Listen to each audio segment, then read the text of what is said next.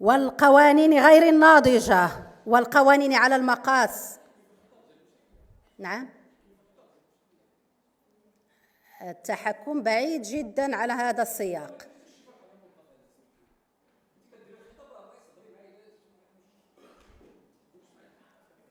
ما الفعل الذي أزعجكم السيد الوزير؟ أجيب على خطابكم لأنكم وجهتم خطابا مباشرا لي في المنصة. السيد الرئيس ضمن لي حرمة المنصة. لست موظفة عند السيد الوزير حتى يباشر خطابا مباشرا وفي شكل أمر. العفو. السيد الوزير من فضلك. السيد الوزير تفضل. السيدة النائبة. ربما هذا مساس بالاحترام الواجب للسلطتين تجاه بعضهما البعض. ما تبعتش شنو وقع. اسمح لي السيدة النائبة. السيد الوزير ربما ما تبعتش.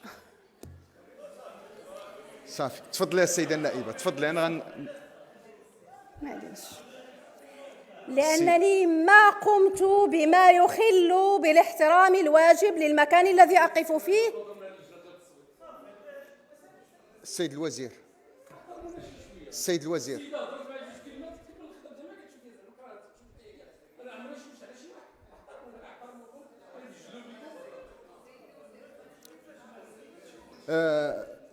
معذرة للجميع. تفضل السيدة النائبة تفضل. تفضل السيدة النائبة. ربما السيد الرئيس حددوا لنا معايير كيف ننظر لبعضنا البعض. ما دمتم لا تستطيعون أن تحددوا متى نتكلم ومتى نلتزم الصمت في سياق يكون أحدنا في مرحلة إلقاء كلمته. تفضل. إذا كانوا عندنا موانع النظر فالأحرى أن موانع الكلام تكون أكثر وضوحا ومعاييرها تكون أكثر شفافية. تفضل السيدة النائبة. ردوا لي شوية التوقيت السيد الرئيس. تفضل. أنا غادي